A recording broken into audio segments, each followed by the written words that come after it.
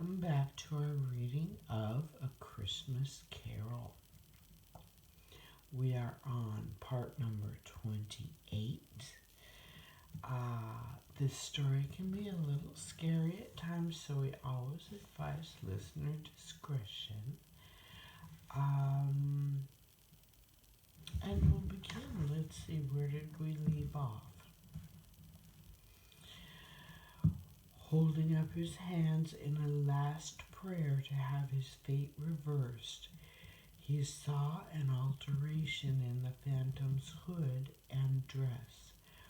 It shrunk, collapsed, and dwindled down into a bedpost. And if we turn the page, we get to chapter 5. And chapter 5 is called The End of It.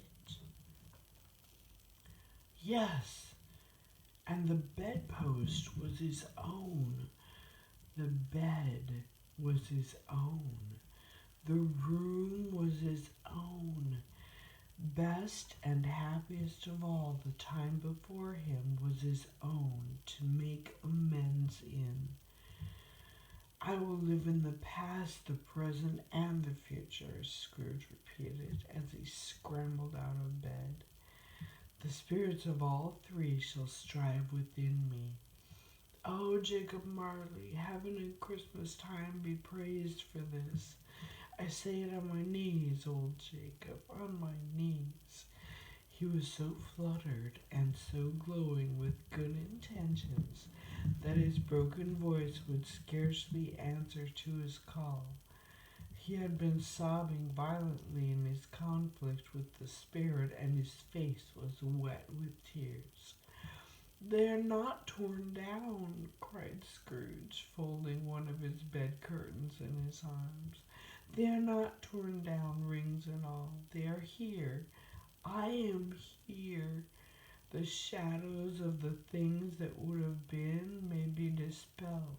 They will be. I know they will."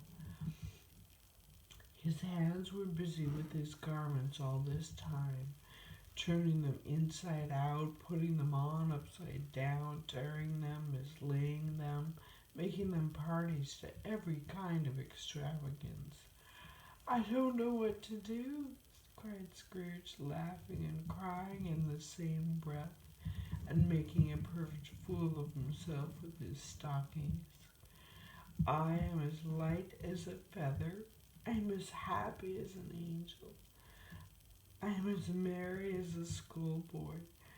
I am as giddy as a drunken man. A Merry Christmas to everybody. A Happy New Year to all the world. Hello here, whoop, hello." He had frisked into the sitting room and was now standing there, perfectly winded. "There's the saucepan that the gruel was in," cried Scrooge, starting off again and going around the fireplace. "There's the door by which the ghost of Jacob Marley entered. There's the corner where the ghost of Christmas present sat. There's the window where I saw the wandering spirits. It's all right, it's all true, it all happened." And he laughed.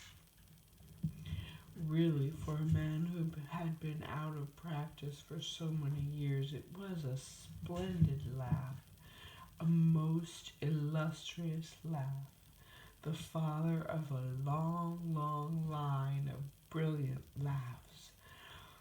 "I don't know what day of the month it is," said Scrooge. "I don't know how long I have been among the spirits. I don't know anything. I'm quite a baby. Never mind, I don't care. I'd rather be a baby. Hello, whoop, hello there."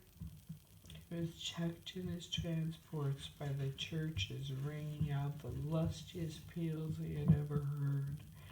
Clash, clash, hammer, ding dong bell, bell dong ding, hammer clang clash.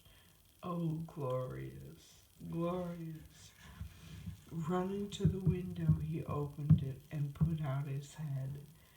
No fog, no mist, clear, bright, jovial, stirring cold, cold, piping for the blood to dance in, golden sunlight, heavenly sky, sweet fresh air, merry bells. Oh, glorious, glorious! What's today? Cried Scrooge, calling downward to a boy in Sunday clothes, who perhaps had loitered in to look about him. Eh? Returned the boy with all his might of wonder. What's today, my fine fellow?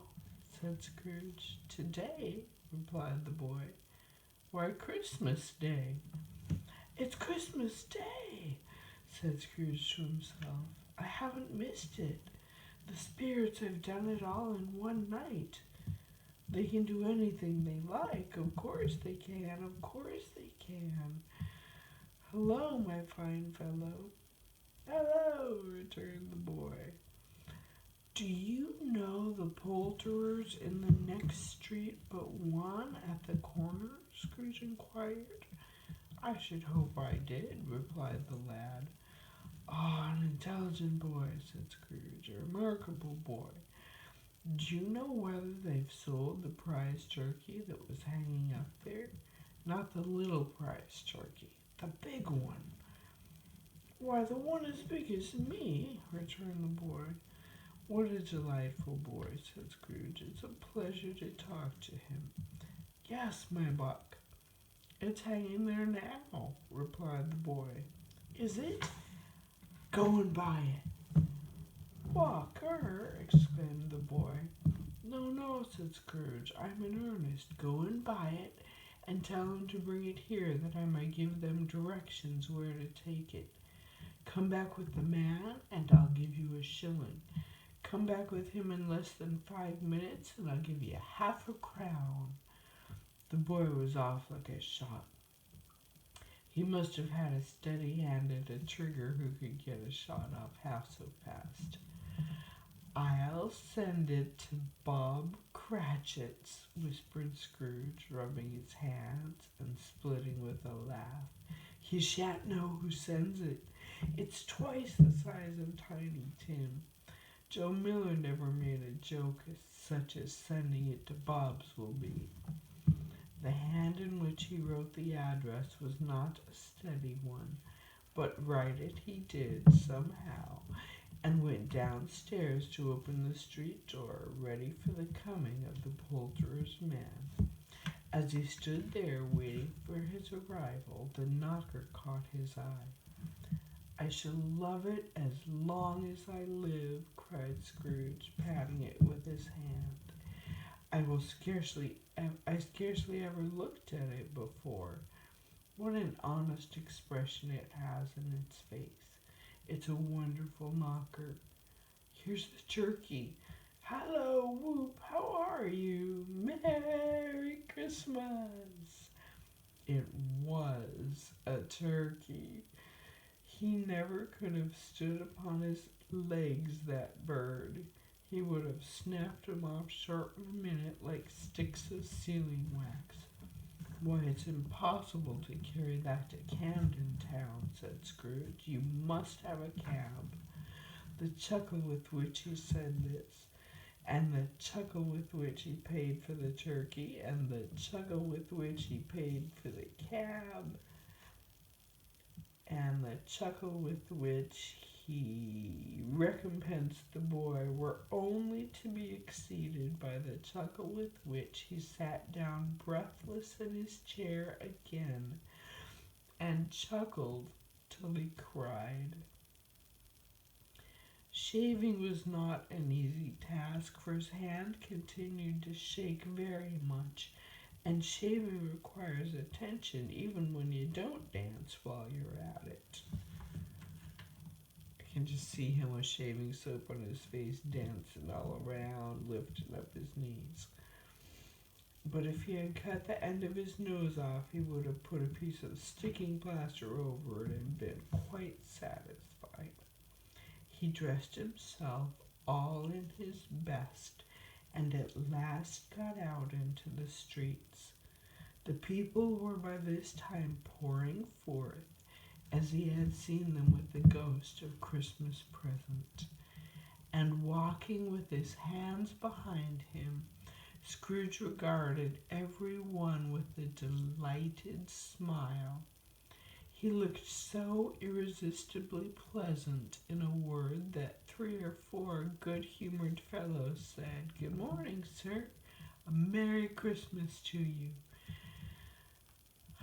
And Scrooge said often afterwards that of all the happy sounds he had ever heard, those were the happiest in his ears. And he's walking down the street, and we'll end there for now and pick up next time and talk about who he sees.